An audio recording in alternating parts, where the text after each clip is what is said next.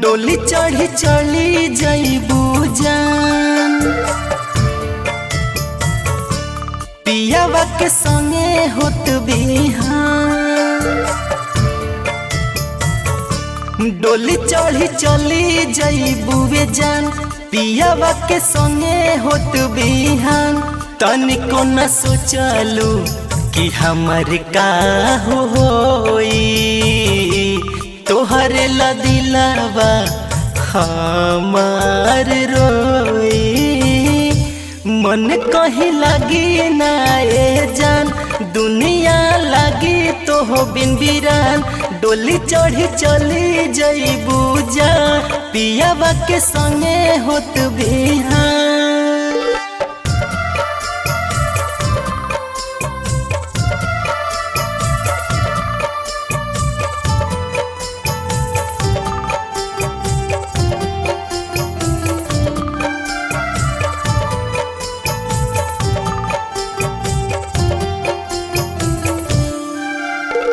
छोड़ी हम के जइबू, याद बड़ी आइबू। तोहरा बिना लगी नहीं मन हो, छोड़ी हम के जइबू, याद बड़ी आइबू। तोहरा बिना लगी नहीं मन हो, एहू मोरा जान तोहरा बिन जी के का करब। तोहरे ही याद में हम घुट घुट के मारब। मन कहीं लगी ना ए जान, दुनिया लगी तो हो बिन बिरान। डोली चढ़ी चली जइबू जान, पियावा के संगे होत बिहान। म्यूजिक बाय विपिनेश प्रेमी।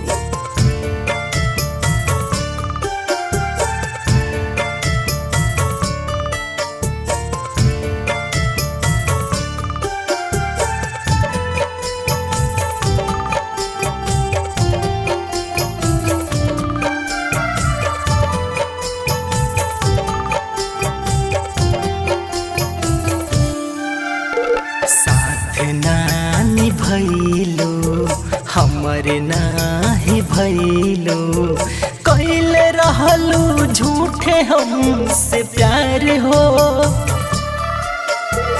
कसम वादा कैलो तू बदल गइलो, कैलो नाही हमरे इंतजार हो।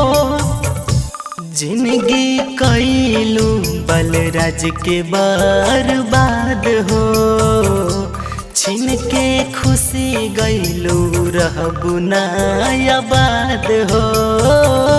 मन कहीं लगी ना ए जान, दुनिया लगी तो हो बिन बिरान।